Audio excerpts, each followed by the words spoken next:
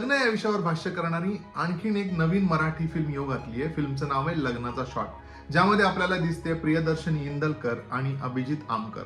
या फिल्मचं दिग्दर्शन केलंय अक्षय गोरे याने.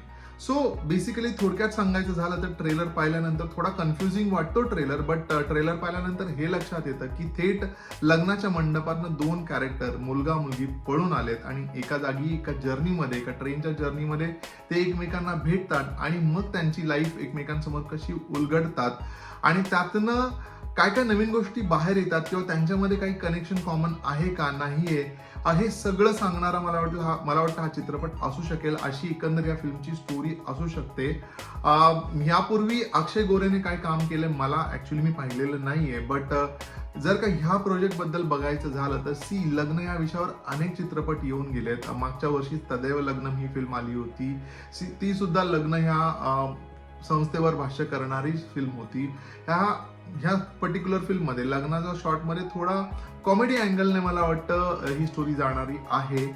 फिल्म मध्ये एक रोमॅन्टिक अँगल पण दिसतोय, मध्ये मध्ये जे काही कट्स आहेत त्याच्यामध्ये. पण मला वाटतं ट्रेलर अजून थोडा चांगल्या रीतीने जर का एडिट केला असता तर आणखी इम्पॅक्टफुल झाला असता.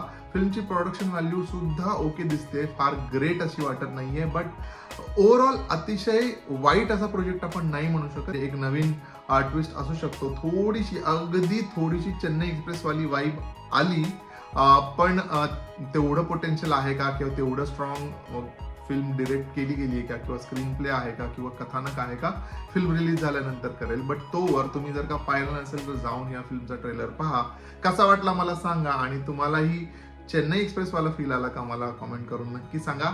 माझा रिव्ह्यू कसा वाटला कमेंट करून सांगायला विसरू नका. भेटूया पुढच्या रिव्ह्यू मध्ये, तोपर्यंत स्टे ट्यून्ड.